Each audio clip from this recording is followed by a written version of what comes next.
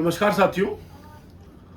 मध्य प्रदेश में कांग्रेस पार्टी की कैंडिडेट मीनाक्षी नटराजन जी का नॉमिनेशन चुनाव आयोग ने खारिज कर दिया है। मुझे लगता है कि भारतीय जनता पार्टी का बी टीम बन के चुनाव आयोग काम कर रहा है। हमें एफिडेविट में, किसी भी प्रत्याशी को एफिडेविट में देना होता है कि उसका क्रिमिनल रिकॉर्ड क्या है।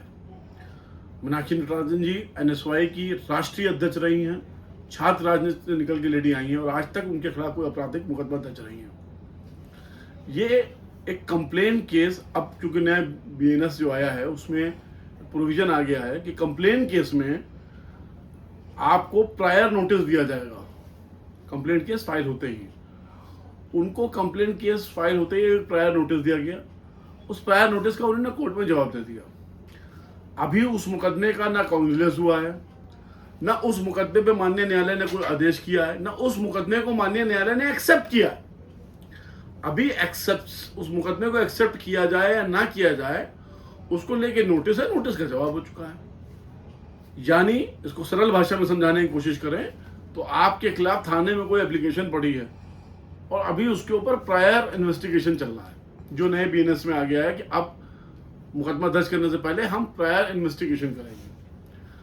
तो किसी भी कानून के अंदर प्रायर इन्वेस्टिगेशन को लेकर जब हमारे खिलाफ प्रायर इन्वेस्टिगेशन चल रहा है, कोई आपराधिक मुकदमा दर्ज ही नहीं है, तो हम क्या लिखेंगे सब आपराधिक मुकदमा दर्ज है। पर भारतीय जनता पार्टी को तो लोकतंत्र पर भरोसा नहीं है। भारतीय जनता पार्टी देश के संविधान के खिलाफ है।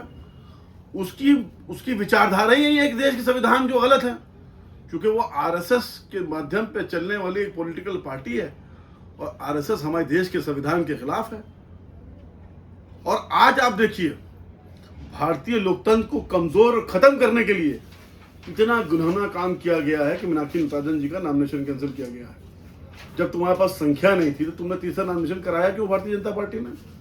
क्योंकि उन्हें पता था कि हेन पकड़ेन चाहे हम कुछ करें, हम राजनीति में जितनी गिरावट ला सकते हैं उतनी गिरावट लाएं और हम अपने प्रत्याशी को जिताएंगे। मुझे लगता है भारतीय जनता पार्टी के राष्ट्रीय अध्यक्ष को क्षमा मांगनी चाहिए देश की जनता से कि देश के लोकतंत्र को इतना कमजोर कर रहे हैं, देश की राजनीतिक गरिमा को इतना गिरा रहे हैं।